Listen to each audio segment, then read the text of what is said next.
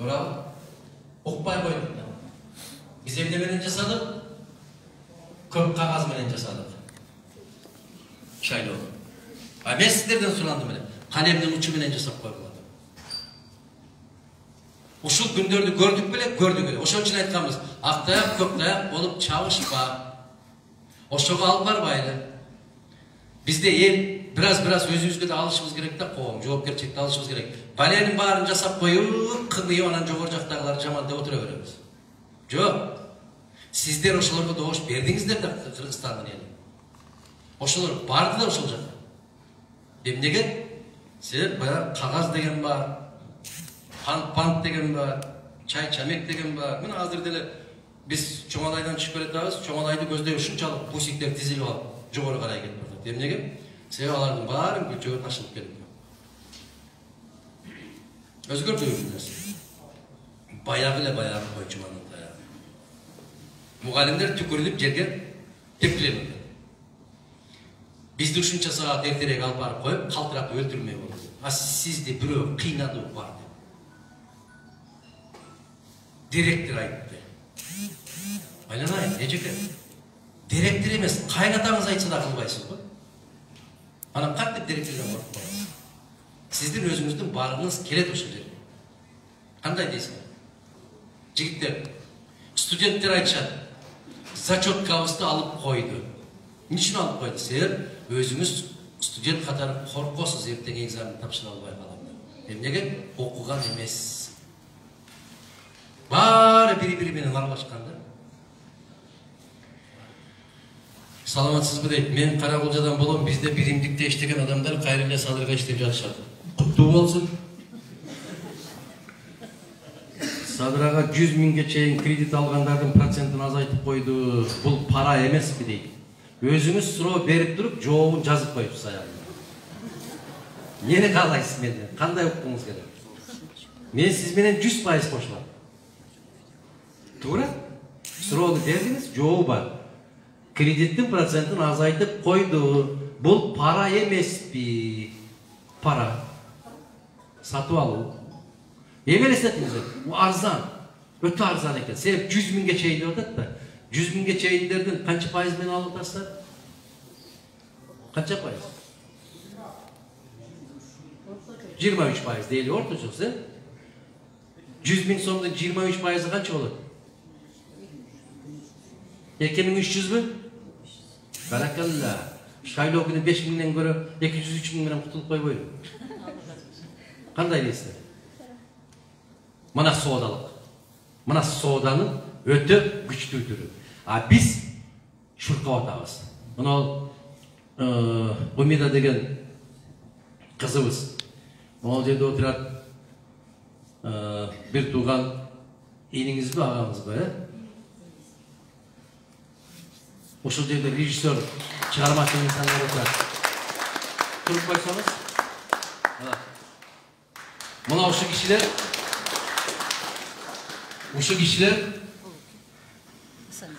bir 2 минуттук ролик тартышты. Көрдүңүздөрбү? 2 минуттук ролик. Ушул Асамидин деген мырза бүтүндөй бардык тапканын баарын темирге жумшап, темирден өзү жасап, ошону кино тартам деп өтө ышкыбыз экен. Москвага барып окуп келиптир, кино ошол окуу жайын бүтүрүп келиптир. 2 минуттук. Мааниси мындай. Асамидин мырза, рахмат, отура бериңиз. Мааниси мындай. Ошону көргөндөн кийин менин элим өзгөрөр бекен деген максатта ач калып, ток калып, момундай тартыптыр. Бир аксакал барат дагы базарга коюн саттыбы, торпогун саттыбы, бирдемесин сатыптыр. Эми угуп тургула, аябай көңүл коюп туруп угуп тургула. Маанисин түшүнөсүздөр ошондо. Ошол торпогун сатып, кудуңдап сүйүрүп, чөнтөгүнө салаттагы акчасын баягы багыттык таксиге түшөт, маршруттук деп коесуңар, маршрут. Ошого түшүп, кетип баратканда бир шылуу чөнтөгүндөгү бүт акчаны алып коюп атат. Бүттү. Түшөр жерге барганда айдоочу айтып атат. Агай, баштагы агай экен, аксакал.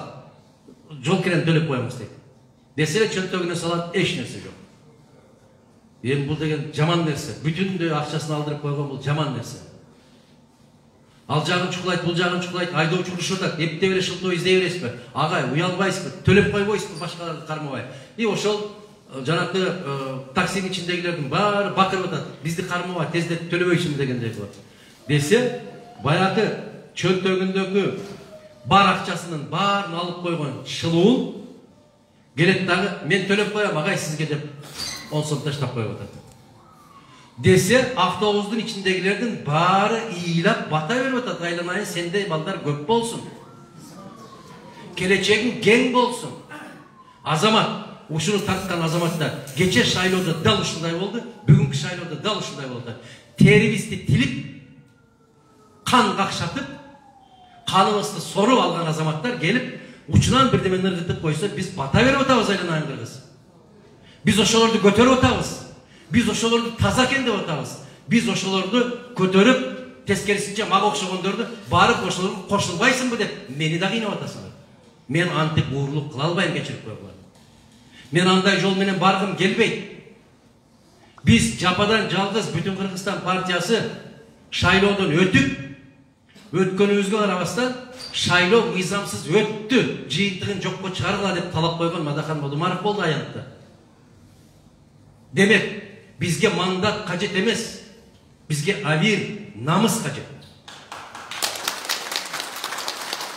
Биз ушундай сезим менен, ушундай баалуулуктар менен жашамайынча тапканыбыз эки болбойт. Бизден ушул Бишкек шаарында болобу, Ош шаарында болобу, Жалал Абадта болобу, жалаң интеллигенттер болду. Бизде муну Замир мырзага окшогон жигиттер иштеди. Бир тыйын алды ушулар? Жок. Биздин катарыбызда мына Сейит мырзага окшогон талапкерлерибиз болду. Сейит мырзаны көпчүлүк эле тааныса керек. Ушул жерде адвокаттардын кеңешинин төрагасы коому. Өзү көп жылдардан бери юрист, адвокат. Мыйзам чыгаруу жыйынына ушундай кишилер баруу керек, мыйзамды түшүнгөн, конституцияны түшүнгөн. Жок дегенде моундагы бирөө жазып берсе, ошону окуй ала турган азамат керек. Жазып бергениңди да окуй албай атат. Ошону ким жиберип атат ал жака? Сиз, менин элим Кыргызстан жиберип атат. Неге жиберип атат? Ичип алып, жеп алып жиберип атат. Кандай болду эми? Демек, булактын башы ким экен? Биз. Биз кандай адамдарды көтөрсөк, ошондой адамдар барат. Кандай дейсиздер?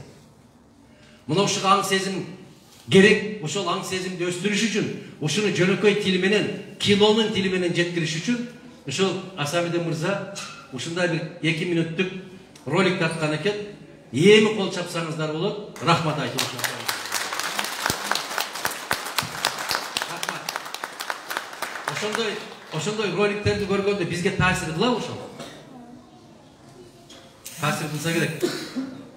100 кишинин жок дегенде экөөнүн жүрөгү солк этсе керек. Экөөнүн башка айтпайм. Азыркы учурдагы бийликтин баркы ушунчалык кетти, бүт сабатсыздар бийликке келип калганы абдан өкүндүрөт. Сизге суроо дагы жок. Азыр кыргыз эли сизге муктаж. Рахмат. Мага муктаж болсо, мени менен болгула. Бирге бололу, чогуу бололу. Чогуу ошол жолго баралы. Эгерде муктаждык башка нерсеге болуп аткан болсо, жакшы, талапкерлер ар кандай болот. Ошол сиздин муктаждыгыңыз кимге муктаж болуп атса, ошол жерге барыңыз. Мен бир да шайлоодо, бир да жыйында, бир да жолугушууда мени шайлагыла деген сөздү укпайсыздар. Мен айтып атам, таразага салгыла да өзүңөр тандап алгыла.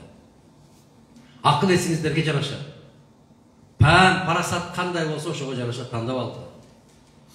Мен деп көкүрөк каккан кишилерден эмесмин мен. Менден кыйындар бар. Менден акылдуулар бар. Менден тажрыйбалуулар бар деп айтам. Мен деп көкүрөк каккандын өзү бул жеткен акмактык жана акылсыздык болот. Ошон үчүн айтат биздин ата-бабаларыбыз. Өзүңдү эл ойлосоң, бирөөнү шер ойло дейт. Бирөөлөр бар экен. Менден кийин мен, анын артынан кийин дагы мен дегендер бар экен. Аллах инсап берсин ошолорго. Ал көп боозобойт. Тарых көрсөтүп турат. Assalamu alaikum deydi Adakan ağay. Aleyküm assalam. Menin suroğum tömöndөгүчө. Hazır bizde mamlekette para vermeyince işe gire albaysın. Siz egerde Kuday buyurup prezident bolup kalsanız uşunday köy-köydü çeçesizbe. Bu suroo kanday eken bildi. Uşunday nerselerge çara görөсүz. Jana pasporttu bizde mamlekette kim bolsun bardığına satıp Kıtaylarga jana başka ulutlarga satıp жатат. Uşularga kanday oy pikirdesizdi. Alaydan Canıbekov Bulanbek sizge çoğun rahmat. İnşallah ötüp ketin prezidentlikке deydi. İnşallah dep koyup otura bersek bolboyt aksakal. Hareket gerek bardığını sebebi. Tartip boyunca. Men ayttım, oşonun жоопtu alsanız gerek. Bizde korrupsiyaya karşı күрөшөсүзбү dep суроо берет мага да. Korrupsiyaya karşı күрөшпөйм dedim. Men күрөшпөйм. Biz korrupsiyаны жок кылышыбыз керек, аны менен күрөшпөшүбүз керек. Al kantip çok bulun. Eğer de Kırgız Respublikası'nın prezidenti özü albasa, başkaları aldırmasa, oşol zaman korrupsiya muğunup oşol yerde ölür. Balenin bar uçundan baştalar, özü alat, başkaları aldırtar. Sebep, karanızda, bana daha söz, misal gelip gitti de, oşol için tuğra düşünüşüm kalayım, sizlerin de tuğra düşünüşünüzleri kalayım. Geçe parlamentlik şaylooga akçabız jok dep baratkan mekençilder bugün ar bir stolbaga ilip otur. 80 000. Kayaktan payda oldu? Kaydan payda oldu aylanay? Je bir жерден taap aldın mı joldu barat? Kanday oldu? Men bilbeyim, akılım jetpeydi. Emen esletkile, oşunun baарын berip atышат. Berip atkanlar ertek talap kılışat. Emne dep talap kıladi? Siz aytkanday, meni bul işke koyosun. Meni al işke koyosun. Kudamды bulacak alıp barasın, jeerimdi bulacak alıp keresin. Жалган ба? Бул жөнөкөй эле нерсе го, эки жерде 2-4 дегендей эле нерсе го. Ушунан өзүбүз жыйынтык чыгарбайлыбы кыргыздар? Өзүбүз ойлонбойлубу? Ушуну түшүнүш үчүн университетти бүтүштүн кажети жокпу? Жөнөкөй эле нерсе го. Биздин ата бабаларыбыз сабатсыз болсо дагы ушуну айтып кеткен. Алмайдын бермейи бар. Не дедиңер? Бекер быштак капканда гана болот дейт. Же шыпырылбаган үйдө болот. Ушак-пушак түшүп калат. Ошону терең түшүнүп алалы. Биз күрөшөбүз. Коррупция бул мамлекетти эле жок кылбай, биринчи кезекте биздин ыйманыбызды жок кылат. Себеп, ыйман дегениmin себеби жана чоңалайда кененирээк түшүндүрүп бердим. Жалган күбөлүк берүү дегенге кирет. Мына шайлоо жалган күбөлүк бересиздер сиздер. Кур'анда ушундай түшүнүк бар экен. Эгерде бир азамат жетекчи эки баланын ортосунан бир кызматка дайындап атканда бирөөсү аябай ага жакын киши, тааныш, тууган, жора жолдош, экинчиси бейтааныш. Бирок ошол бейтааныш аябай мыкты адис. Ошол жерге койсо майын чыгарып иштеп бере турган азамат жигит. Ошол азаматты койбой, беркини коюп койсо, ошол адепсиз, сабатсыз, тажрыйбасыз адам барып, канчалык зыян келтирсе, ал зыян келтирген деген бул күнөө. Ошол күнөөнү үйдө жатып бөлүшүп отурат дейт. Мына сиз, мен, биздин кыргызстандыктар бир кишини билбей туруп ошого добуш бердиңизби? Же билип туруп добуш бердиңиз? Ошол барып канчалык уурлук кылса, кылмышы канча болсо, ошонун кандайдыр бир бөлүгүнү, күнөөсүнү сиз мойнуңузга алып отурасыз. Ошоно этият болуңуз. Үйдө олтуруп соопко ээ болуш мүмкүн, үйдө олтуруп күнөөгө батып кетиш мүмкүн. Акыретке барганда имам Азам, имам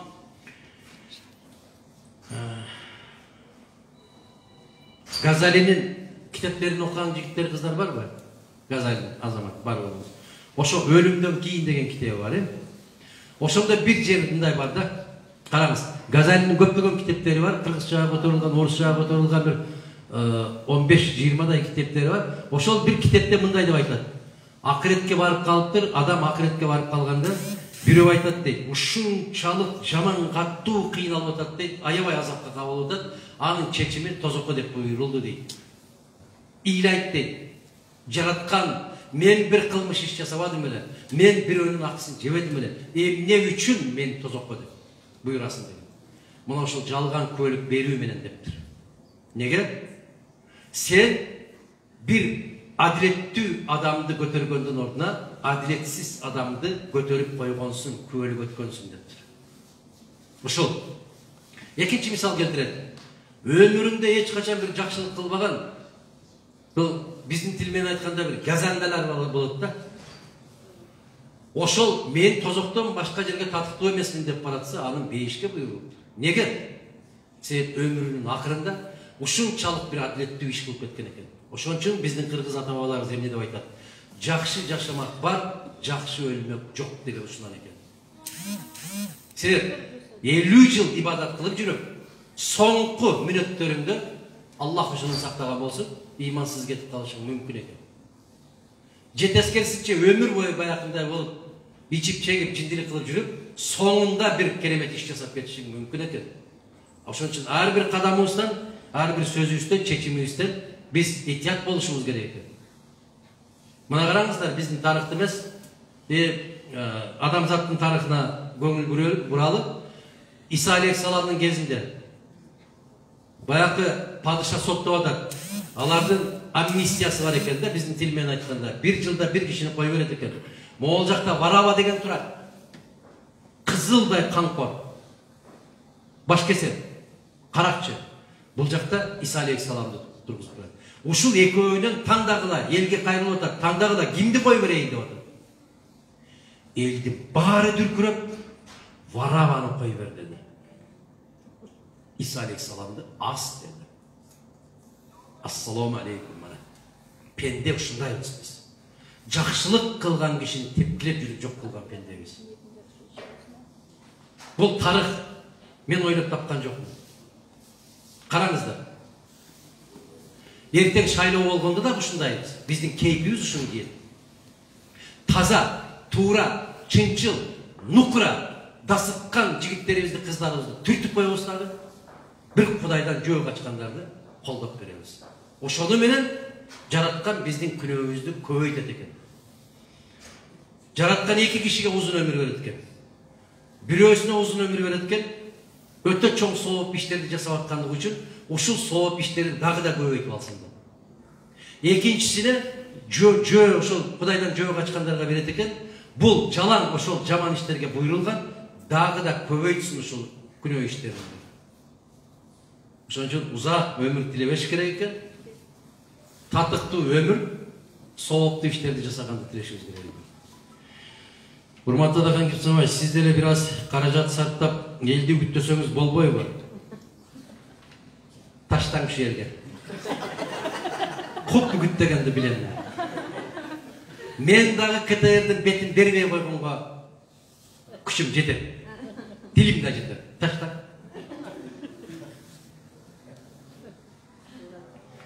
Бийликке барып Кыргызстанды оңдош үчүн аракет жасаңыздар дейт. Жасасаңыз да акчага күн тийген жакка оогондор өтө эле көп биздин элде дейт. Элдин кызыкчылыгы келечегине кайдыгер карабасаңыз, бир аз каражат сарптап койсоңуз.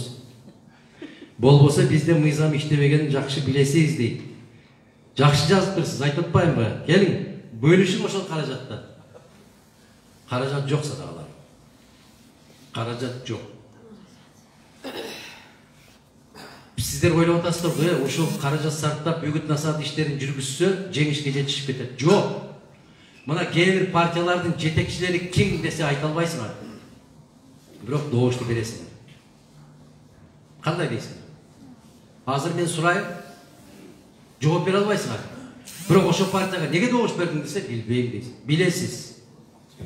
Билесиз. Мына. Мунул жер уктады. Мунул жер уктады. Мунул жер иштеди. Кекиртек менен добуш берди. Койбойлубу? чет жакта жүргөн мекендештерибиз Кыргызстанга кайтуусу үчүн жумуш орундар каралабы дейт. Баягы мен айткан сөздүн ичинде баары бар. 100 миң деген 1 миллионго жакын кыргыз жарандары Россияда жүрөт. Ошолордун мыйзамдык конституциялык укугу тебеленди. Аларга шайлоо укугун бербей коюшту.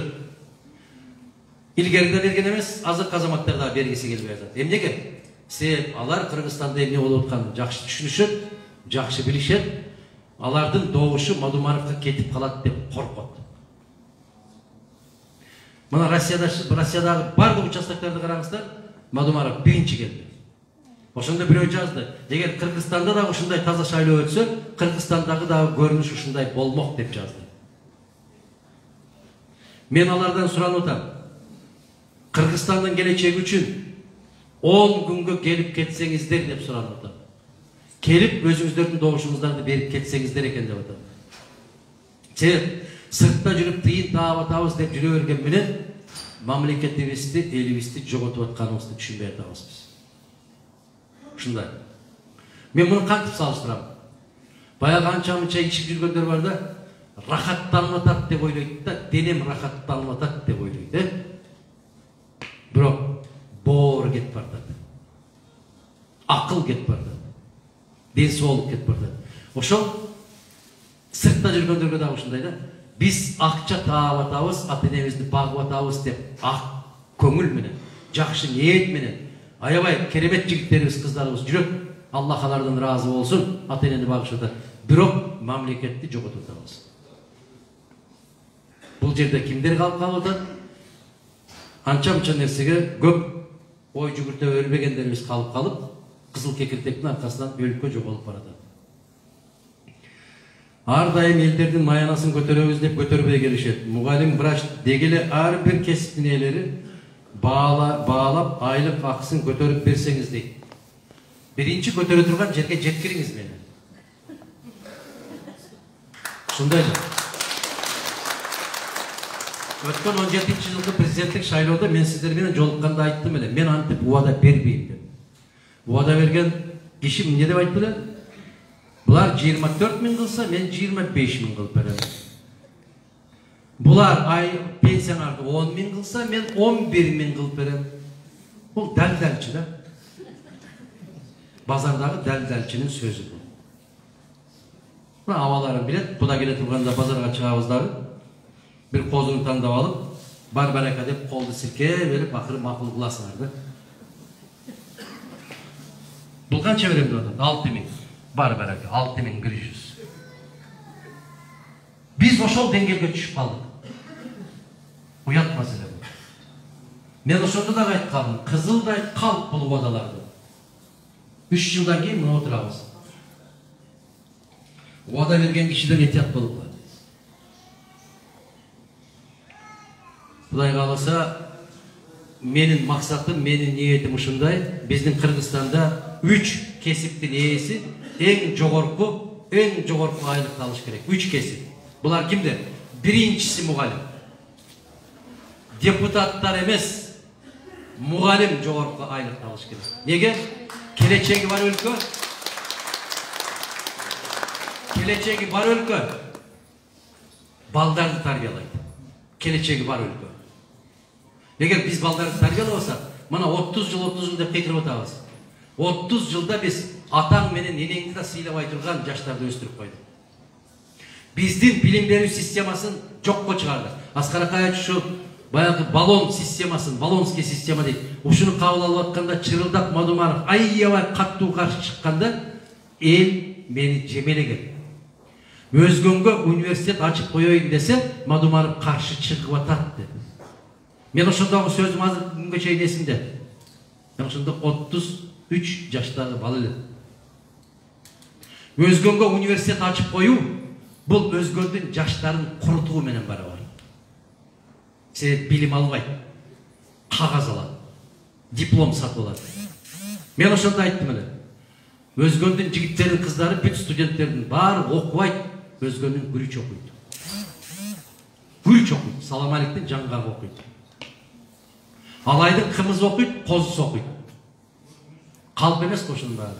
Натыйжада биз ушундай деңгээлге келдик. Бүгүн өз алдыбызча ой жүгүртө албай турган жаштарды тарбиялап алдык. Бизди эмне башкарып калды? Монол башкарып калды. Нетократия деп атат. Телефон башкарып атат. Неге? Мындай баса коет. Сизди мындай деп атат го. Сизди мындай деп жазыптыр го. Сизге ушунча киши каршы экен го. Сен кандай деп ойлойсуң десе, билбейм. Баш каякта, мээ каякта, жүрөк каякта, билбейм. Ушул айтып атат. Ушул айтып атат. Биз өз алдыбызча ой жүгүртүп, өзүбүз чечим чыгарып, өзүбүз тандоону үйрөнмөйүнчө, жигиттер, кыздар, биздин келечегибизди эч ким куруп бербейт. Мен жанагы тарыхтан мисалдарды келтирип кетип бартам, эмне үчүн? Бул ар дайым ушундай болуп келген. Урматтуу адаканага сизге суроом дейт. Чүй өрөөнүндө эмне үчүн сизди киргизбей койду? Чүйгө мен бара элекмин. Чүй деп жазыптыр. Ысык көлгө да бара элекмин. Муну мени алып барды. Мына ушуну мен карайм кейде. Мен орус мектепти бүтүрдү ушул. Мен орус мектепте бир күндө окуган эмес. Менин кесибимди журналист кылып койду ушул. Менин кесибим тарыхчы, экинчиси юрист. Менин атамды дагы, апамды дагы башка киши кылып койду ушул. Ушул. Себеп, мына натыйжасын көрүп атабыз. Көрдүңүзбү? Эмне үчүн киргизбей койду. Кече Өзгөндө биринчи тушоо кесүү жыйынды өткөрдүм. Көрдүңүздөрбү? Ошол жерде айттым го, эмнеге сурап атасыздар анда? Мен ошол жерде айттым го. Алгачкы жыйынымды ушул жерден өткөрүп атам деп айттым го. Жапаровдун өзүнө да жетти да, мен анда жазып алдым. Сиз жаздыңыз го мага. Мен барган жокмун, иним. Сизге коюлган каралоолор аттуу, баштуу, илгери адилет программасын алып барган киши ушуга окшогон адамдарды эмнеге сотко бербейсиз? Кайран гана сот аларга. Мен аларды Аллахтын сотуна коюп койгом. Андан пара алып кутула албайт. Мен ойлоп турдум, жана мамлекеттик катчы болуп калганда, коопсуздук кеңешинин катчысы болуп калганда, эми ошолорду жайлайт деп ойлоп турдум. Жок, мен жайлабайм аларды. Алар өздөрү жайланган. Алар менин күнөөмдү кечиришти да. Кантип кечиришет? Кечиришке себепчи болду, кечиришкен жок. Мага канчалык каралоо айтса,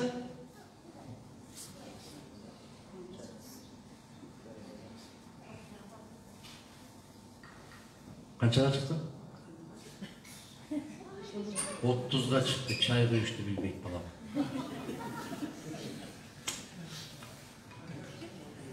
Адам канчалык каралаган болсо дейт, адилетсиз каралаган болсо дейт. Ошол каралагандыгы үчүн дейт, караланып аткан кишинин күнөөлөрү каралап атканга өтөт дейт. Кыяматта, акыретте тараза ошондой болуп өлчөйт. Анын бүтүндөй баягы күнөөлөрү бүтүп дагы кутула албай атса, анча-мынча жасаган сооп иштери болгон болсо, ошол сооп иштери караланган кишиге өтөт дейт.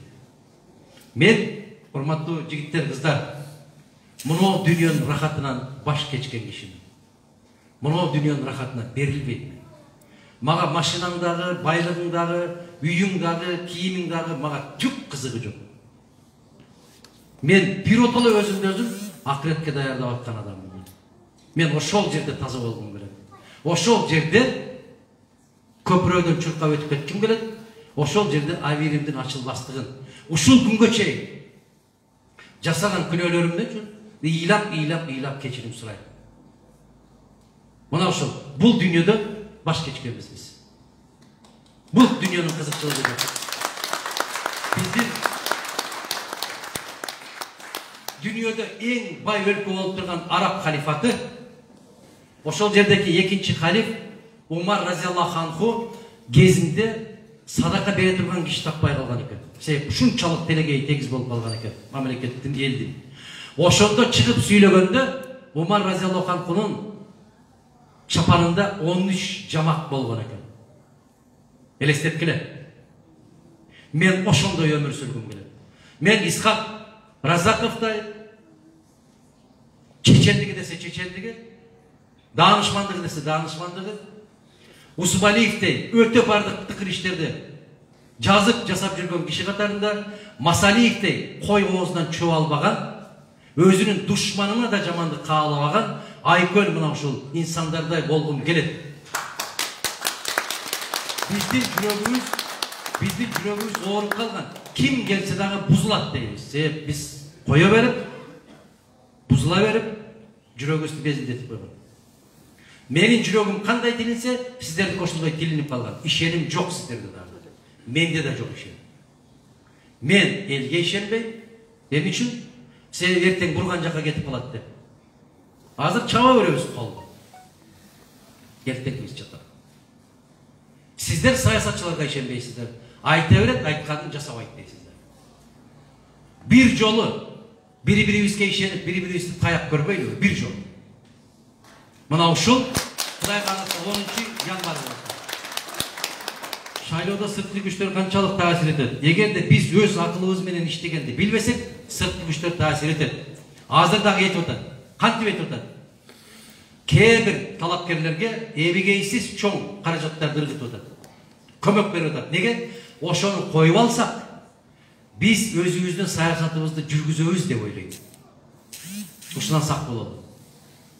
Бизге окшогон тамга таанган сабаттуу азаматтарды биздин кыргыз гезиттери, кыргыз жигиттери, кыздардын аркылуу жокко чыгарып турат. Ошон үчүн илгертен бери айтып берет. Ат кыргыздын канаты, өз канатын жеген кыргыздар. Биз мыкты чыкмаларды тээп жүрүп олтурабыз. Тээп. Жөн эле жорго жагышта карап көрсөңүздөр, керемет чыгып бараткан жоргону эле экинчи айлампада, үчүнчү айлампада карасаң эле бираз же аксап калат, же бираз дем ала албай калат. Эмнеге? Акырын бараты үзөңгү менен такс этип тумушка уруп коет. Бүттү. Биз мыкты жигиттерибизди, кыздарыбызды ушундай кылып келген элбиз. Разаковду ушундай кылдыкпы? Ушундай кылдык. Масалиевди дагы, Исановду дагы, Усубалиевди дагы кимди айтсаңар айттылар. Сиздер мага бирөөнү айткылачы, ушул кыргыз азамат Залкар инсаны туулгандан баштап өтүп көзү өтүп кеткенге чейин жалаң сый урматтын үстүндө өттү деген кимди айта аласыңар? Бирөөнү атагылачы. Айтматовдун көтөргөн жүгүн балам. Кудай сактасын. Не деген каралоолор кетти. Не деген макалалар чыкты. Майданын карайсыңбы, пайшамбасын карайсыңбы, кайсы гана гезитти караба, нелер чыкпады. Окубасаңар эле билбейсиңер да. Бул жүрөктү өтө кайнатуу жейт. Айткыла бирөө. Ушул сый урмат менен кетти. Эч качан анын жүрөгүнө бир оору калтырбадык деп. Абсамат Масалиевдин көтөргөн жүгүнү 20 киши көтөрө албайт. Ага не деген доомат койдук биз? 90-жылды сен чыгардың, сенин кесепетиң болду, ал болду, бул болду. Мына көрдүңүздөрбү? Биз билбейт экенбиз, кечээки эле тарыхыбызды дагы билбейт экенбиз. Ошо киши менен мен 10 жыл күн түн чогуу жүргөн киши катарында ал кишинин дагы жүрөгүнүн тешилбеген жери калган жок эле. Ошол тазалыктын символу болуп калган Абсамат Масалиев өзү Кыргызстандын жетекчиси болуп олтуруп, биз мына жерден мен өзүнөн сурадым. Абсамат Масалиев, мына Кыргызстандын биринчи жетекчиси болуп туруп, мына ушул атаңыздын үйүнү өзүңүз шыбадыңыз беле, ушундай кеп сөз угам десем, анан бирөө шыбап бермекпи мага деди. Элестеткиле. Кыргызстандын падышасы отпуска алып келип, өзүнүн энеси отурган үйдү өзү ылай жасап алып, тебелеп, ошону шыбап атканын элестеткиле. Бүгүн элестетип көргүлө да. Же Атамбаевдин, же Сооронбаев, Жээнбековдун, же азыр болом деп аткандардын ошондой шымалан үй шыбап аткан. Бирөөнү атай албайсыздар. Сиз бүт баарына азап көрсөтүп жүрүп өткөргөнбүз бул дүйнөдө. Ассаламу алейкум, урматтуу дагы шайлоодо таза өтүү өтпөшүн Кудай билет. Эми дейт. Bir Кудай билет, bir siz bilesiz. Siz bilesiz degендин себеби баягы берип атканын албай койсоңуз эле жүрөгүңүз таза шайлоого өткөрөт. Бирөө айтат мага караса, документтерибизди алып кетип баратпайбы, алып кетип үйүңүздөн сандыктан чыгарып кетип баратабы, өзүңүз жүгүрүп барып берип атпайсызбы? Ошол форма экини жоготуп жакшы кылдык азыр. Менин оюмча шайлоодо экинчи орунду алган кандидатты салттуу түрдө премьер-министр кылуу керек деп ойлойм. Бекерге экинчи орунга чыкпайт да, туурабы? Кечээ дагы бир оюм, депутаттык шайлоодо да Бүтүн Кыргызстан партиясынын таза өткөндүгү менен лидерин президент кылып коюу керек эле деп ойлойм дейт. Мени президент кылып коюш керек деген оюңуз үчүн гана оюңуз туура экен деп айтпайм. Бирок логикасы бар. Эгерде эртең бирөө 50%дан жогору, эртең бирөө 40%дан ашыгыраак алып калган болсо, коом экиге бөлүнүп калат. Мына Америкада ушундай болду. Байден менен Трамп. Шайлоочулардын көпчүлүгү Трампка да коободот. Шайлоочулардын жанагы коллегия выборщиктер деп коет, алар түз шайлабайт. Ар бир штаттан элдин калктын санына жараша шайлоочулар болот. Алар келип шайлаганы боюнча Байден. Америкада бир казус болгон. Казус деген бир башаламандык болгон. Альберт Гор менен Буштун тушунда болсо керек эле. Ушундай, Буштун тушунда, туура. Буш баласы, атасынын эмес, баласынын тушунда. Мындай болуп калганда, аларда шайлануу, президент болуп шайланды деш үчүн белгилүү бир добуш керек. Экөөнүкү 50-50 болуп калган. 50-50. Эми караңыз. Болгондо дагы жанакы Буштун бир турган иниси Джеб Буш. Ошол губернатор болгон штатта.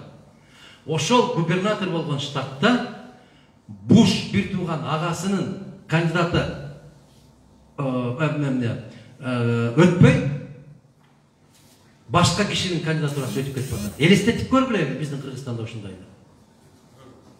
Болобу ушундай? Бир добуш менен утуп кетип атат, бир добуш менен. Бизде чакча айтып 20 000 добушту алдына таштап койсоң дагы эсе эмес. Биз ушундай өлкөбүз. Эмнеге дегени бул. 12 телеканал Сооронбай жапкан эмнеге ачылбайт дейт. Ошол жерге барып калсам териштирем. Азыр мен дагы сизге окшогон жөнөкөй кишимин. Жөнөкөй кишилер дагы ар кандай болот экен. Дагы бир талапкер жөнөкөй эле киши катарында кетип баратат, бирок бүтүн област аркасынан журкап жүрөт. Ошондой жөнөкөй болгум келет мен дагы.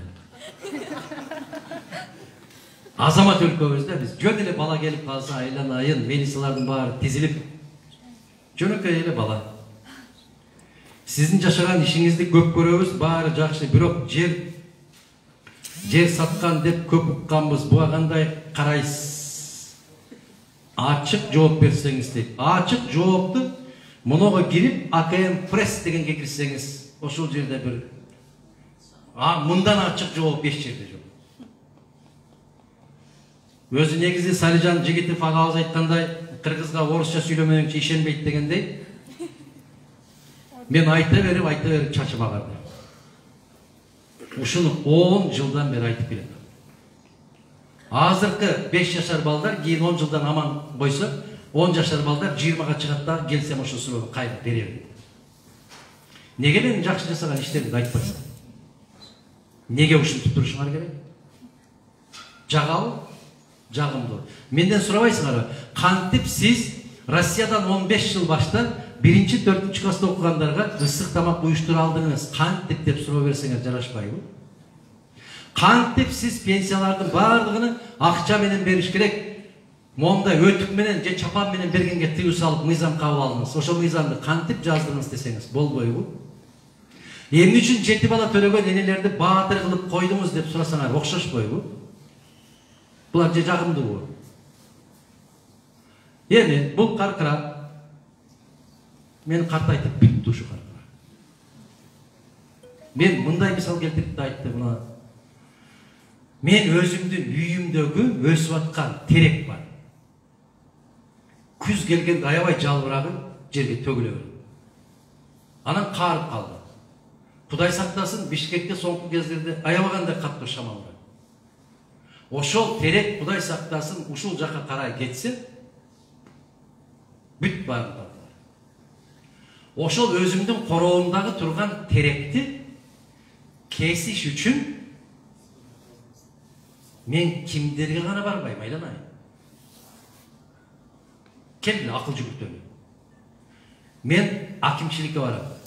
Анда Зеленхозго барам. Зеленхозго барам. Андан кийин барып баягы тазалык деген бар, ага барам. Мен 5-6 кишиден барып рухсат сурап, келип кол койдуруп алгандан кийин гана ошол теректи кесе алам. Садагам кыргызым айланайм. Калдайган жайлоодун адахан берип жиберген болсо, эр экен, кандай дейсиңер? Жигит экен да. Демек колунан баардык иш келет экен да, кандай дейсиңер? Өзүңдүн колуң менен курган үйүңдү дагы өзүң сата албайсың го. Үйүңдү. Себеп аялың макулдук бериш керек. 16дан өткөн балаң болсо, ал балаң дагы макулдук бериш керек. Сен менен чогуу жашап аткан болсо. Анан кантип мен жайлоону сатып берем? Бойлонбойлу бул киши. Кече чыгарып турган мынабы. Адахан Мадумаров 30-жылы дейт, Адольф Гитлерге барып, бесирге кол сал деп, ошол кол салдырган дейт. Сүрөтү менен чыкты, эже. Чыкпады ошо. Мына, көргөнүңөр барбы? Кол көтөрүлө. Мына, мен костюм шымчан, Гитлердин жанында кетип бартам дагы, бесирге кол сал деп кетип бартам. Эми бир күн болбосо, бир күн бир жерге барганда бирөө ушундай кылып сурайт да монда. Эмнеге сизге кол салдыргансыз? Ал ойлобойт экен да. Мадумаровдун атасы 33-жылкы болсо.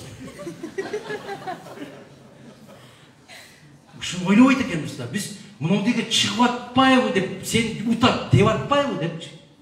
Дейт да. Айланайын.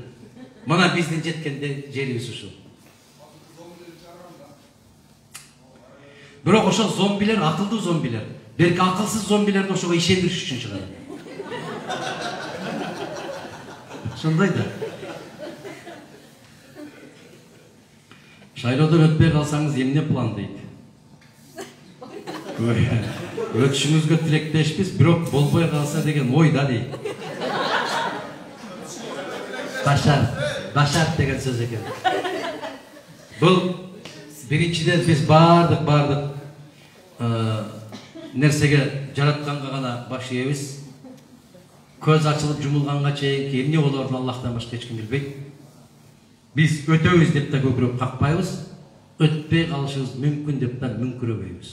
Биз үмүт менен, жакшы тилек менен Аллах насип кылса, жеңиш биз тарапта болот деп ойлойм.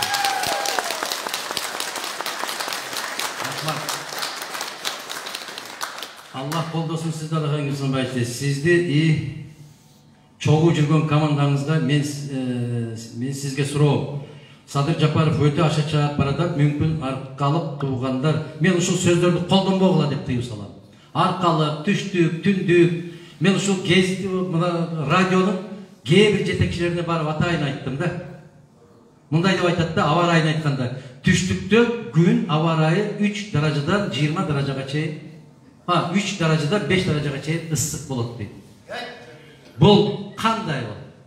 Мен эч түшүнбөйм ушундай нерсени. Мисалы, мен азыр Дароот коргондон келатам. Дароот коргондо эл менен көчөдө жолугуштук, -23 болуп турду. Муну Бекжарга келсек, +3 көрсөтүп атат. Же Бекжар түштүк эмес. Же Дароот коргон түштүк эмес. Biz ар bir nerseni özünün atынан аташыбыз керек. Ош областында, Дыйкан талаларында ушундай, тоолордо мындай. Мисалы, бирле Өзгөндү алып көрөлү. Өзгөндө 30 градус болуп атканда Кара Шорого чыксаңыз 22 болот. Кечинде титиреп үшүйсүз. Ноқатты қараңыз. Ноқаттың өзінде тердеп отыра албай жатсаңыз, қара қойға шықсаңыз 21-23 болады. Тура ма? Ошондуктан биз так айтышыбыз керек. Өтө ашык чыгып баратат дейт. Ысык көл, Нарынчу эли биз бир боор элбиз. Бирок ошол жакта жашаган жашоочулар тоок сүйүп чакырбаптыр. Тоок союп чакырбаптыр. Биздин түштүк эли не дейт? Качан кутулабыз дейт. Кошоматтыктан качан кутулабыз дейт. Андан кутула албайбыз. Мына туура маселе коюпсуздар. Айланайын, биринен бир өтүп талашат да, биринен бир район калбайт, мен бүгүн чай берем деп. Мен мисалы мен ошондой тойго чакырса, биринчи күн барат элем да, экинчи күнү рахмат, ыраазымын дейт элем да.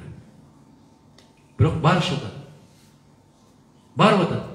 Өткөндө бирөө той кыла койгон экен, бир бечаралардан бирөөсү да Бишкек. Ошого айып пул салыптыр. Неге? 300 kişi topladım dedi. 10.000 kişi topladık da otbayım. Kana ayıp bu. Kana mıyzamın aldığında bardığız bir deyken demeyiz. Eğer de ben oşunda kılıp stadionga toplasam, anda Kuday verip kaladı. Topla otak koy. Taşı atağız, busikleri işlep tağı otak. Barlık iş benim kamsız bolup kaldı. Oşun için ağır özü üstü. Tuğra aytaslar. Biri karıştır içip giygizse, biz senden aşık düşöz деп, andan mıhtırağın giygizişi.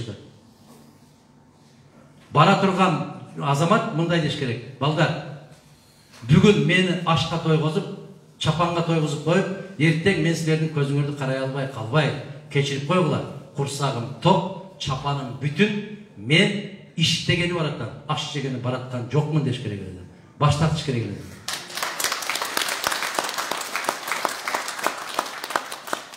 Мен кече дагы ушуну кайрылып айттым, Садыр иним, элдин баары күркүрөтүп кол чаап аткан босуучулардын баары мени сүйүп атат деп ойлобо. Ошентип ойлоп жүрүп Акаев да күйүп кеткен, ошентип ойлоп жүрүп Бакиев да күйдү. Бакиев да ошо шайланып атканда ГТРден бир канча ай башта эле канча пайыз менен шайланган. Мунун баары калп. Ошонун калп экендигин билиш үчүн жанагы мен айткан Умар разияллаху анхуга окшогон адыл падышалардын өмір баянын көп оқыш керек. Керек болса күнде жатарда bir-екі барағын қайталап қойыш керек. Султан Сулейманның тағдырын қараңыздар. Сулейман алейхиссаламның тағдырын қараңыздар. Бабурдың тағдырын қараңыздар. Тимурдың тағдырын қараңыздар. Ақыл есі бар адам ошолордон сабақ алады. Қайра-қайрылы бір қатаны кетіре бербейді. İnsaf берсін баарыбызга. Урматтуу Адакан мырза, КМ деп коюптур. Менин суроом не дейт?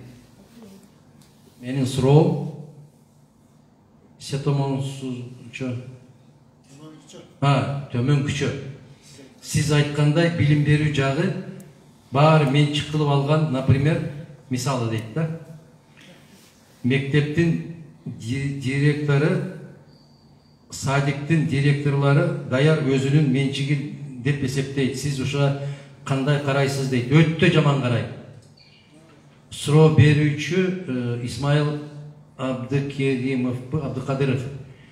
Сизди 10 жылдан бери колдоочуңузмун. Рахмат жоогуңузга дейт.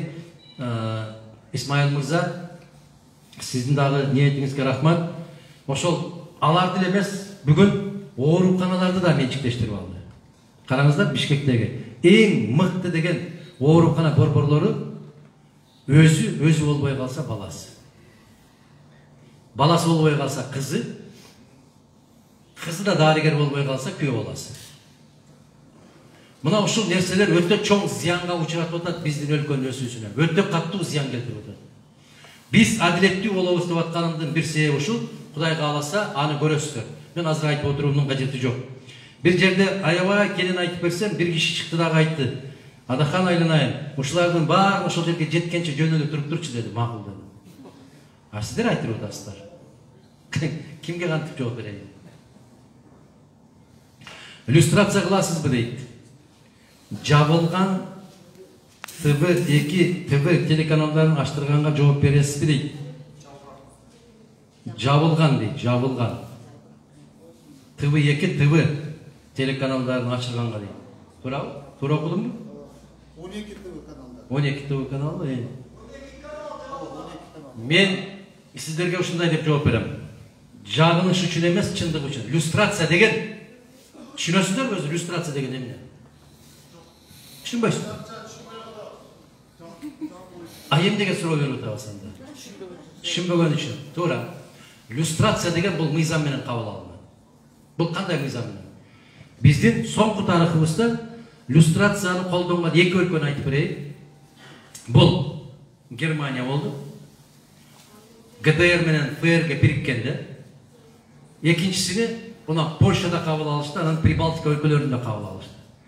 Германияда бұл кесіптік люстрацияға барышты. Емнеге? Баяғы КГБ-сы, алардың КГБ-сын штази деп қойдылы. Ошол штазиге иштегендердин бардығы мамлекеттик кызматтарга алынбасын деген мыйзам кабыл алышты. Себеби алардын баары КГБ-га иштеген деген. Бул кесиптик. Экинчи идеологиялык болду. Бул Прибалтика. Прибалтика кандай мыйзам кабыл алды? Коммунисттик партиянын мүчөсү болгондордун бардыгы мамлекеттик кызматтарга алынбайт деп кабыл алышты. Biz Kırgızlarga geleli, benim fikrimde aytayın, özümdün jeke fikrim. Люстрация bizge жарашпайт. Nege? Bul Масалиевтин kadrı, bul Акаевтин kadrı, bul Atambaevtин kadrı. Ne oldu bolsa? Biz hala karabашımız gerek. Biz karашımız gerek. Kolu tazalı, uğruğu, жалганчыбы, аферисти, коррупционер. Ушуга карашыбыз керек. Люстрация ушундай болуп жүрүш керек. Bir misal келтирем сиздерге. Эгерде люстрацияны Россия революция болгон 17-жылы ошол мыйзамды кабыл алган болсо, Георгий Константинович Жуков СССРдин маршалы болмок эмес. Кандай дейсиздер? Малиновский дагы, Рокоссовский дагы, Будённый дагы, Чапаев дагы, Кыргызстан, Россиянын, СССРдин мыкты согушту жеңген полководецтердин бирөө да кызматта болмок эмес. Себеп алардын баары падыша аскеринин кызматчылары болгон. Ошол кездеги СССРдин эң мыкты, мына Преображенскийни караңыздар, башка академиктерди караңыздар, Боткинди караңыздар, Бакулевди караңыздар, баарын карап көрүңүздөр. Ошолордун бардыгы царская Россиянын профессорлору болгон. Biz Kırgızlar karашыбыз керек. Илгертен баштап, алардын люстрация законуна карабастан, biz Kırgız каада салтына карашыбыз керек. Не деген биздин каада салттарыбыз бар? Мыкты азамат мындай ата-бабаларыбыздын калтырып кеткен макал лакаптары бар. Ошого таянып люстрация кылышыбыз керек. Бул кандай? Уурусунбу? Баары бир артын кууш. Колуң кирби? Таза эмессиңби? Эч качан сени тапканын байлык алып келбейт өлкөгө. Зыянын тиет деп, мына ушундай иллюстрацияны жасашыбыз керек. А баланчынын кезинде иштегенсиң, түкүнчүнүн кезинде иштегенсиң деген ал бизге жарашпайт. Биз 6 миллион калкпыз, анын арасынан дагы мыкты адистерибиздин баарын топтоп келсек, мына ушул залга батса керек. Биз 150 миллион, 80 миллион улут эмеспиз. Сен анда иштегенсиң, мында иштегенсиң. Эгер Акаевдин тушунда иштегенсиң десек, biz anda akademik Mamakeyev'ti dağı, akademik Mitalip Mahmut'tu dağı, oşa sıyaqtı akademiklerin bарын қуып шығышымыз керек. İşteşken, işteşmek dursun, ayavar taptı ucardan berişken Akayev. Yani ne oldu? Gece bir jağı жақсы oldu da şunda illüstrasiya olsa. Gece birimdik menen Mekenim Kırgızстанға жүгүргөндөрдүн барын жокко чыгарсак, бүгүн bir талапкер бош калмак. Кандай дейсиздер? Her bir нәрсенин жакшы жаман жагы бар. Ошон үчүн таразага салыш керек. Сиз бул дүйнөнүн рахаты үчүн жашабаймын дегениңиз менен өлкө не болуп баратат дейт. Мен ошого башым ооруп, давление болом. Чубак деле айтчу эле го. Макру болсо дагы айтып деп жеткиришим керек деп. Мадумаровдон көбүрөөк айтып жеткирип атам деген киши болсо турсун. Барбы? мен 25 жылдан бeri айтып келатам. Келиңиz, келип жаныма кошулуңуз. Экөөбүз болобуз ошондо. Элиңиз үчүн, өлкөңүз үчүн күнөөгө батып болсо дагы бир нерсе кылыңызчы суранайын.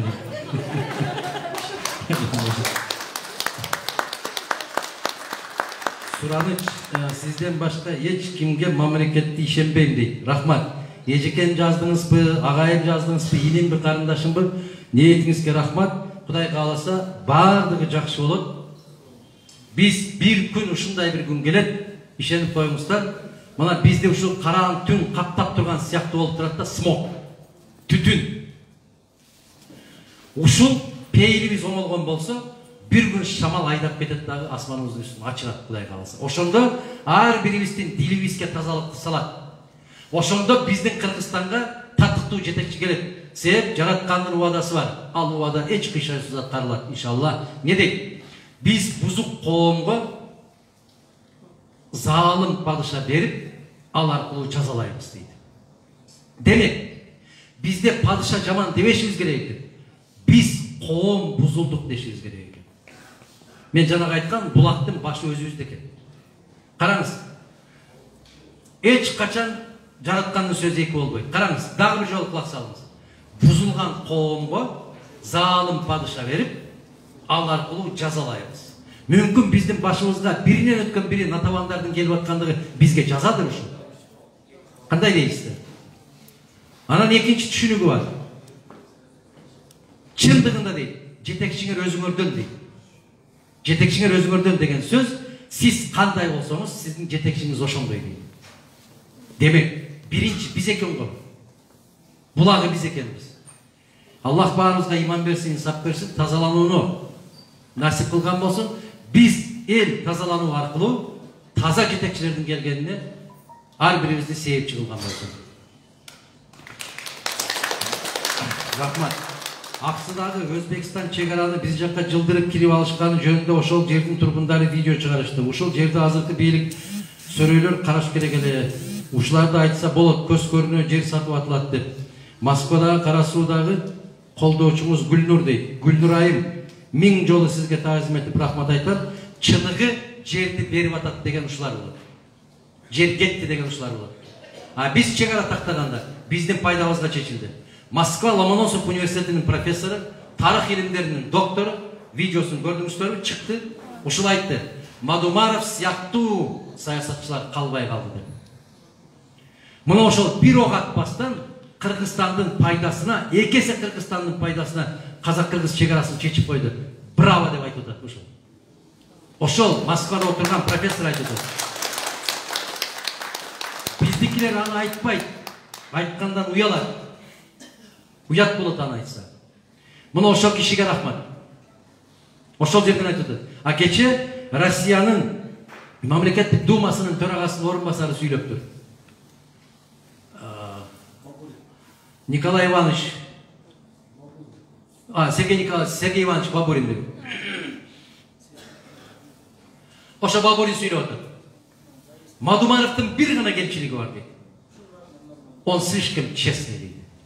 Нельзя быть честным дейт в политике. Эми ошолор берип атат. Мен бир жолу айттым эле. Айтматовдун бактысы ушунда болгондо, эгерде Төлөгөн Касымбековдун Сынган кылыч романы, Касымалы Жантөшевдин Каныбек романы Кыргызстанда чыкпай, Москвада орусча чыкканда залкарлардын залкары болуп кетет эле ошолор. Алардыкы кыргызча чыгып калып атпайбы? Эгер Айтматовдун Жамиласы Францияда Луи Арагон же Ауезов аксакал жардам берип француз тилинде Парижде чыкпаса, андай повесттер көп да. Бир катарда повест болуп калмак. Биздин оорубуз ушунда турат, туугандар. Ушуга терең маани берип турмуздар, 2 мүнөттө түшүндүргөнгө аракет кылам. Биздин оорубуз ушунда турат. Бизге кошлабыз айтса эч качан ишенбейбиз. Аны башка жактан келип айтыш керек. Себеп, арабандыктар барбы? Жокпу? Karasılıklar var mı? Var mı? Karasudan tavuk çıksa karasılıklar barbaydı. Oşol ayın barbaydı. Sen bilet de. O al tavuktu öte kötürmülüp Nokattan geledi. Kızılkıyadan geledi. Batkenden geledi. Özgönden geledi. Kança alыс bolsa şonça jakşı da.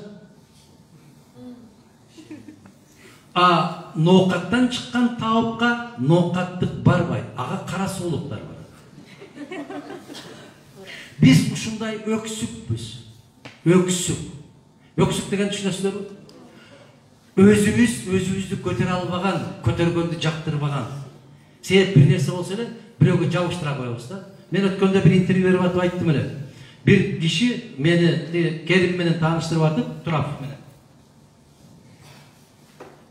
Бул 90-95 жыл болса керек, мага тааныштырып атат. Биз Керим экөөбүз да кичине кезде таанышпыз. Ал бизге тааныштырып атат бири-бирибизге. Мага айтат, өзүң таанышканда бир жума болуптур.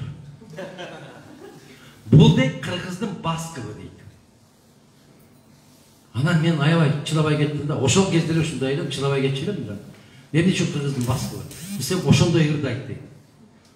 Мен айттым, Керим Турапов ырдап жүргөндө Басков горшокто отурган бала эле го.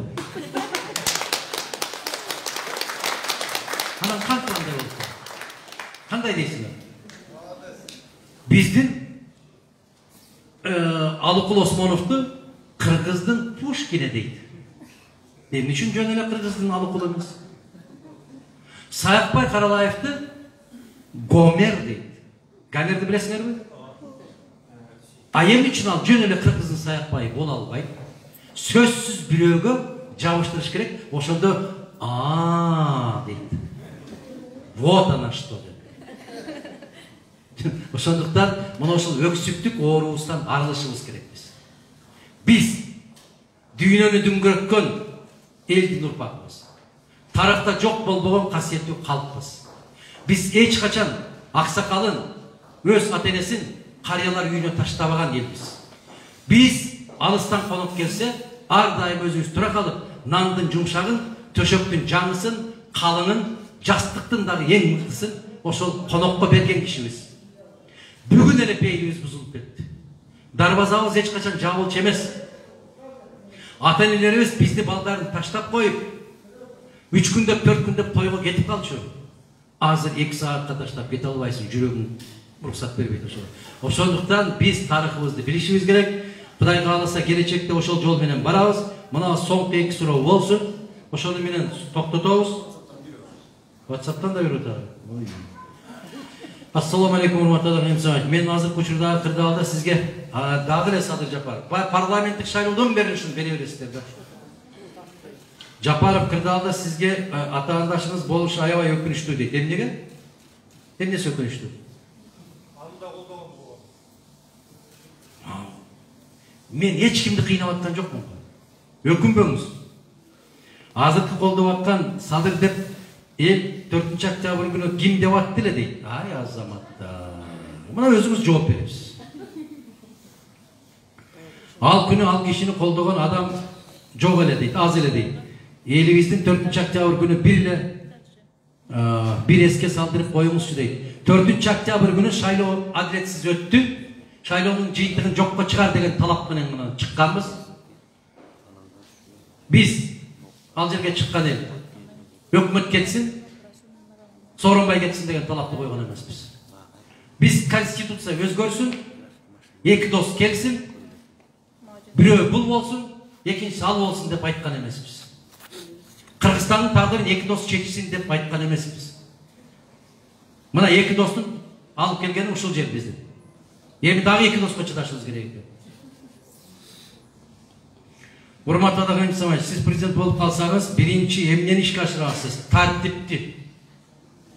Тартипти дагы бир жолу тартипти. Биринчи тартипти орнотуп алмайынча биз эч нерсеге жетише албайбыз. Ишенип коюңуздар. Тартип 1000 жолу какшып айтам тартип. Ошон үчүн биздин ураан келечек эмес. 10 жыл кийинки, 15 жыл кийинки эмес. Бүгүн ыйман, мыйзам, тартип. 3 эле сөз. Калганын баары биздин элибиз өз-өзүнө жасап алат. Эч кайсы өкмөт бийлик элди баккан эмес. Тескерисинче эл бийликти багып келет. Ошол бийликти багып аткан элге адилеттүүлүктү гана орнотуп беребиз биз. Канаттууга каптырбай, тумшуктууга чокутпай, алдууларга алдырбай, баарына тегиз мамиле кылган болсок, эл өзүнөн өзү көтөрүлүп кетет. Ишенип коюңуздар. Биздин программа ушундай.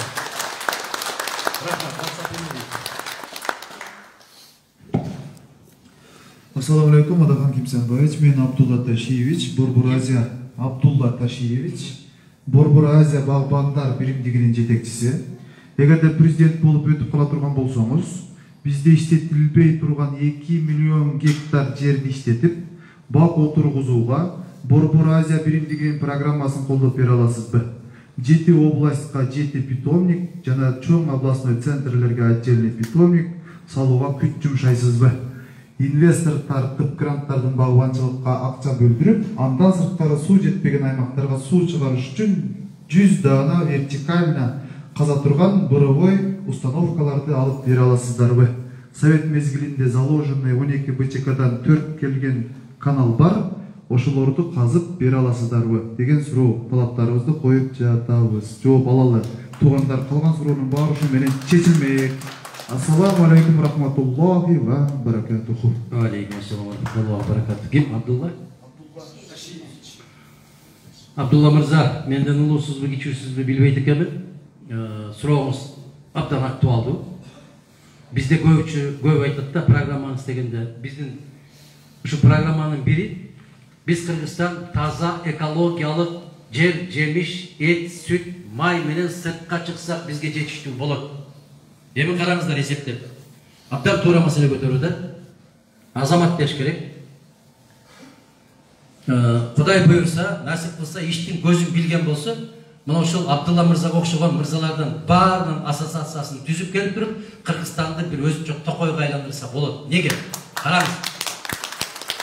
Мен 2 кишинин шарбасыны көрдүм.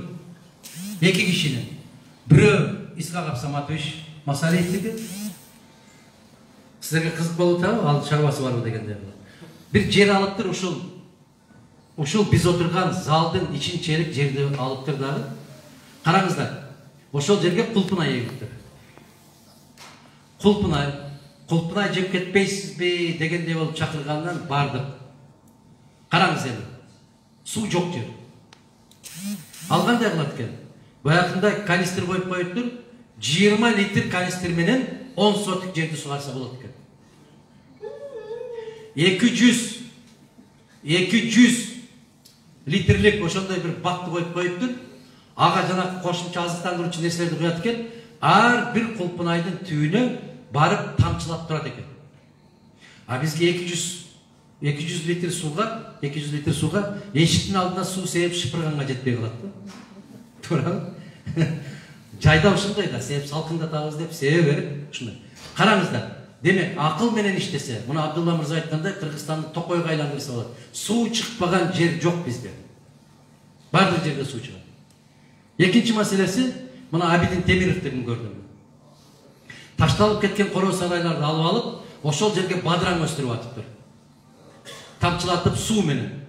Аны дагы сурадым. Аныкы деле бир эле канистр, бир канча жерге жетет. Мындайча айтканда биз сууну кор кылып атыптырбыз да. Суу өсүмдүккө кетпей, эгинге кетпей, суу жерге кетип барыптыр бизде.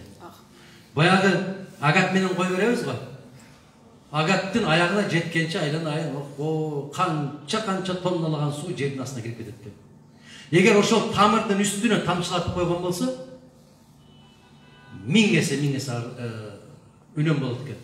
Абдулла мырза, кайдыгер эмес болгон пикириңиз үчүн ыраазычылык билдирем. Ошол кайыктан түз эфирден берип атабы бирөө түз эфирден. WhatsApp'tan бирөөгө жиберди, бирөө мага жиберди. Алла разы болсун, кайдыгер болбой ушундай болуп суроого кошулуп атканыңызга, мүмкүнчүлүгүңүз болгондо бир экөөбүз жолугалып, менин да кызыгуум ушул. Себеп мына Баткен областында, Лейлек районунда баягы Текесекирик суусу деген бар. başka yerleri var. Oşonda Soyuzdun mezgilindeki dolborular var da, oşol suunu bursa 50.000 hektar sugat yer payda olur degen söz var.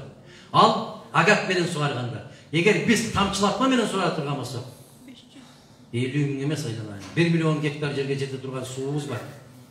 Теп кана ошол иштин көзүн билген азаматтарды алып келишибиz керек. Абдулла мырзага окшогон азаматтарды алып келип, мына бирөө мисалы могу жерде барбы?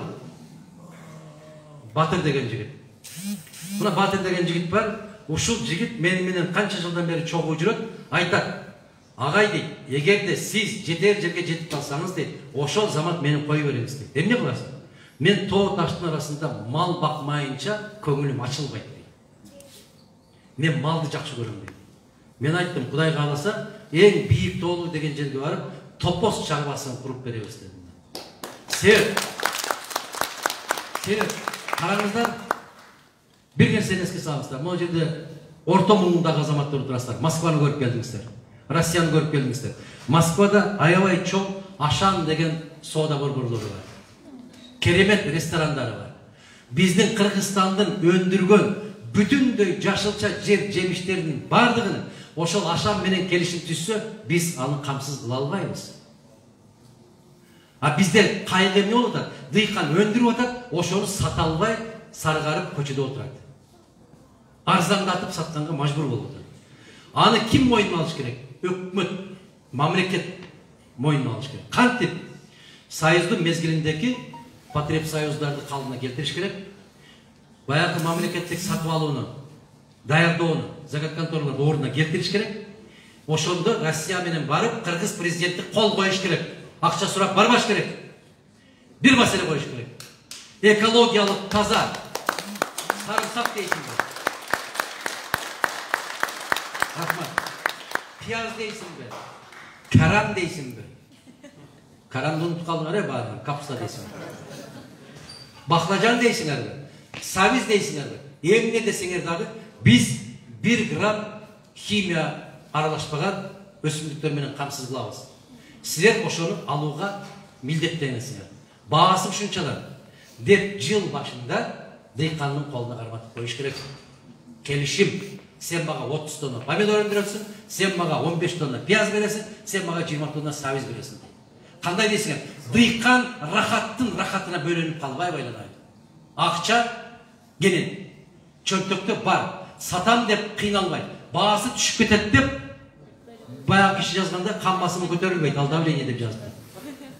Кан басымы көтөрүлбөйт. Караңыздар, ар ким өзүнүн иши менен алек болуп калат. Менин көзүм көптөгөн жерге жетет, колум гана жетпей атат. Мен дайым айтам. Токтогул эч качан токтогул болмок эмес, эгерде колунда комуз болбосо. Эч качан токтогул болмок эмес. Чыңгыз болмок эмес, эгер колунда калем болбосо. Аты чыккан дыйкан эч качан дыйкан болбойт, колунда кетмен болбосо. Мына бизде керемет бешик чабат. Эйр чабат. Керемет усталарыбыз бар. Алардын колуна эч нерсе келбейт, эгерде колунда балта менен тешеси болбосо. Президенттик бул ошол мага курал. Мен азыр мунуу жок. Мага залкар нерсе колума карматып койсо да окуй албайм. Мага эмне керек? Көз айнек керек. Бул курал. Бул аспап президенттик деген. Ал мындай бир өзүңдү өзүң чалкалап, оштон жалабатка самолет менен уча турган даража эмес. Ал көрүнгөн жерге барып, сый-урматты көрүп, кол чаптырып кете турган иш эмес ал. Ал өтө чоң адам көтөргүс жоопкерчилик. Эгерде көчөдө басып жүрөм десең, элдин арасында болом десең, элдин алкышына ээ болом десең, президенттик деген өтө адам көтөргүс оор жүк. Түшүнгөн кишиге Омар разияллаху анхунун тушунда өзүнүн жакшы көргөн досун, өзү падыша болуп калгандан кийин жакшы көргөн досунун чакырып алып айткан, ушул мамлекеттин казысы болуп бер деген. Биздин тил менен айтканда ген прокурор болуп бер деген. Мен не жамандык кылдым сага Омар деп ыйлап качкан. Не жамандык кылдым? Азыр кой элестетип көрүңүз. Сен ген прокурор бол, кечээ болушуң керек эле дейт. Кечээ. Сен экөөбүз бир партияда жүрбөдүк белейт. Азыркы ген прокурорлордой. Анан эмнеге ушундай качасың десе, bir de bolbosa birde bir işke toora emес çeçim çıkarıp koyup jaratkanga ne dep жооп берем деп корком деп качкан. Мына ушундай адамдар өткөн. Мына ушундай аалымдар, ушундай падышалар өткөн заманда. Мына имам Азамдын тушунда ушул 10 чакты өзүнүн баягы шакирттерин жетелеп алып баратып, аябай күн ысык, талай эрме чөлдө баратып, bir жалгыз там турат дейт, чатыр турат дейт. Ошол чатырдын көлөкөсүнө шакирттери тура калыптыр. Күндөн качып. Имам Азам ошол жерде тура берет. Ага, эмне үчүн ушул жака келбейсиз десе айтат дейт. Ушул чатырдын ээси менден карыз алган. Үйүнүн көлөкөсүнө турсам, ошол үйүнүн көлөкөсүнө тургандыгым берген карызымдын үстүнө үстөк болуп калабы деп корком деген экен. Мына караңыздар, айланайындар. Не үчүн Мадумаров баратат? Ушундай заманды куруш үчүн баратат. Мен сиздерге далилдеш үчүн баратам. Ушундай таза жетекчи болот кыргыздар, чыгат Кудай кааласа. Биз Россияга барабызбы? Ташкентке барабызбы? Астанага барабызбы? Кай жерге барбайлы? Биз уялбай турган жетекчилер болот садакаларым менен. Bizde öksük payda olup kaldı. Kayısıl жетекчини bir жака жиберсең, эмне деп коет экен деп коркуп отурасың, ушул жакта титиреп. Жокпу биздин көрсөтө турган жигиттерибиз, кыздарыбыз? Бар. Бирок эл ошолорду көтөрө албай атат. Эмнеге? Эл башка жака басып кетип атат. Неге? Себеп bir жерден бузулуп калып атабыз. Ушунан жараткан Аллах сактаган болсун. Мен азыр чыдабай кеттим. Ушунчалык сабаттуу, ушунчалык таланттуу, чыдамкай, мээнеткеч эл эмнеге ушунчалык кортукта жашап атабыз? Ушуга башым жетпейт. Келгиле. Көз көрөлү. Бизден дагы акылдуу кыздар келет, жигиттер келет. Ошол кезге чейин Кыргызстанды сактап туруп ошол өткөрүп бергенди бизге маңдайыбызга жазган болсун. Кандай максатта келсе ошол максаттардын аткарылышына бизге себепчи болсун. Жакшылык күндөрдө жолугушалы. Бар болуңуздар, аман болуңуздар. Рахмат. Аксакалдын баталайла эл улуна, элдин аксакалдын батасы болсун келиңиз. Батагыланан чогуу туралы келиңиздер. Салтты, улуулукту бузбайлы. Келиңиз ала. Келиңиз, жүрүңүз.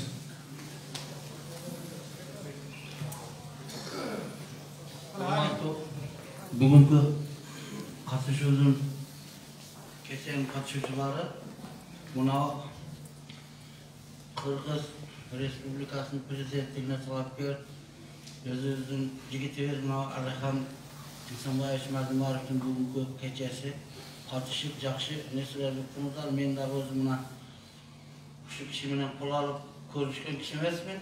Ушу колдоп келебиз канча жылдан бери. Бардыгыбыздын ушул жерде мен ойлойм, идеябыз бир, ушу таза bir бийликте bir кыймандуу кишилер бизди башкарып калат деген тилек менен келип отурабыз да бардыгыбыз. Ошондуктан бүгүнкү күнгө канча таасир алдыңыздар, өзүңүздөр көрдүңүздөр. Мына буга чейинки канча президенттерди көрдүңүздөр. Али ойноп сүйлөсөң да ойноп сүйлө деп коет го. Мына биздин өткөндөгү алыс эмес мына президенттердин бирин көрдүңүздөр, мына Аксакал Нурсултан Назарбаев деген кандай киши, кандай чоң мамлекетти башкарды. Ошо кишилер менен ойношо коюп, мына Путинге туура эмес сүйлөп коюп, мына ушундай элдин атынан башка мамлекеттерге темада барып сүйлөшүп, ошол жерде дагы бир туура эмес сүйлөп койгондо адам кандай болосун? Бүтүн баданыңызды айт. Ушу үйүндө отуруп намыс кыласың да, мен жогорку билимдүү бир башка киши эмесмин, мындай башка билимдүү адаммын. Бирок ошондуктан баардыгыбыз ойлонушубуз керек да. Мына ушу илим десе илимге, билим десе билимге баардык жактан ошончо жыл мына ушу катта казанда кайнаган, такшалган, жакшы жаманды билген киши деп билем мына ушу кишини. Мен ошончо жылдан бери болочокко менен колдоп келем. Ушу киши менен бир насип буйруп мына учурашып отурат экенбиз. Аксакал экен ката берин дегенмен чыкпад. Мен эч качан иштерден аксакал болуп ката берген киши эмесмин. Эми курагыбыз жетти. Канчалык деңгээлде айтып дейбиз. Эми ушул кишини колдоп бериңиздер.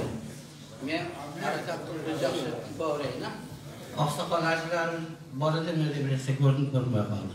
Emesen buna şu Alehan Mazlumarovich Kimsanbayevich şu Kırgız Respublikasına prezidentlikке talapkar olup harakat kılıp kança yıldan beri Kırgız dep, buna şu Kırgız mamleketi dep uymandoo bir jakşı kişi buna şu Kırgız yerler gelecekte birini sıylagan bir tuğanday olup öse turgan arzuagan az elmiz. Körüp ataslar tuğanda. Tengsizlik degenler köp bir boğuk nesler bolup ketdi. Keyinki mezgilde buna bala çakılardın bilimini körüp ataslar. Emi koyçu bir iki üniversiteti bütüp 4 diplom var adamlar körüp ataslar. Bir mektepti zor koymuşlar. Sıralı examdan. Munaşıl taza oldu insan ne? Bir sandık bir narşeneye soğanda da onu gizgizip koyatsa körüp var. Oşanduktan şu kişinin kolda benizler tuğanlar.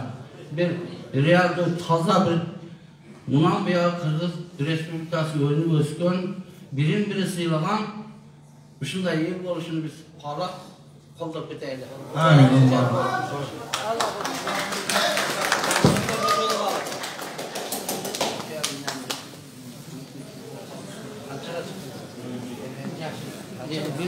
Bir tamam.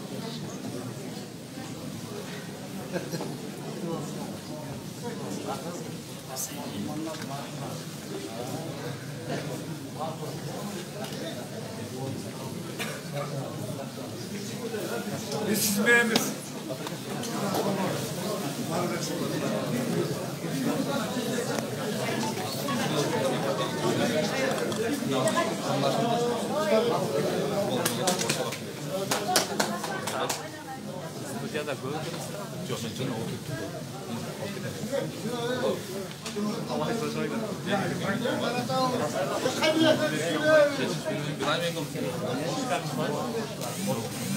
Oş şarında Şunkat restoranında